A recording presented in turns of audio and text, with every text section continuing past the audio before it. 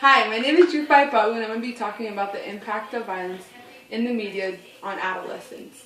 By the age of 18, an average person will witness about 200,000 acts of violence and 18,000 murders.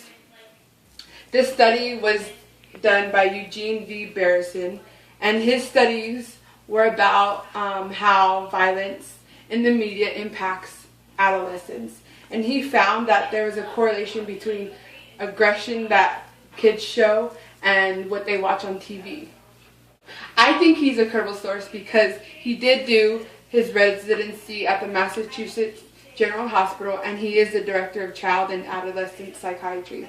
In my speech, I will be informing you about the history of violence in media, the long-term and short-term effects that it has on adolescents. So, as we could tell, that this problem, violence in the media, hasn't just been a problem nowadays. It's been a problem since forever. So, in 1952, there was a hearing to investigate the juvenile delinquency and how it's linked to negative TV shows or movies on TV. Unfortunately, there was no action taken. It was just a hearing. In 1990, Congress made the Children's Television Act, which limits the amount of violence shown on TV.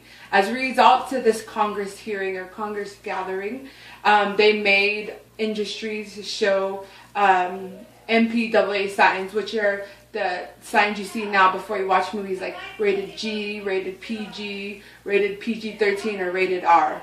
Violence portrayed in the media was not only a problem now, it was a problem in the past. So now let's look at the short-term effects that violence in media has on adolescents.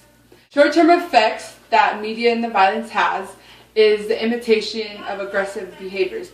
Neuroscientists found that humans tend to mimic each other, and this is due to mirror neurons. Mirror neurons are these neurons in your brain that allows you to mirror that other person. So it's like a monkey see, monkey do kind of thing. And another short-term effect that violence in the media has on an adolescent is the emotional arousal when viewing that violent act. So when a child is sitting there watching TV and they see a car chase or like someone trying to kill someone, their adrenaline rises, which then causes them to have wanting to see it more and getting that high off of violence in the media. As you can see, not only are there short-term effects due to violence in the media, there are long-term effects. Long-term effects are, over time, a child can be desensitized and lose empathy for that person that's getting murdered or that person who's the victim.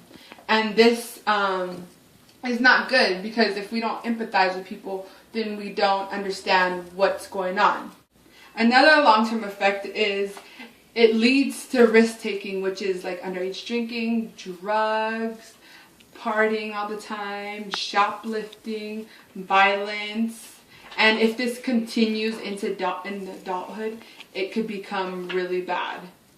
Exposure in the violence in media can cause long-term effects and lead to later adulthood crimes. In conclusion, violence in the media has not only been a problem now, it's also been a problem in the past.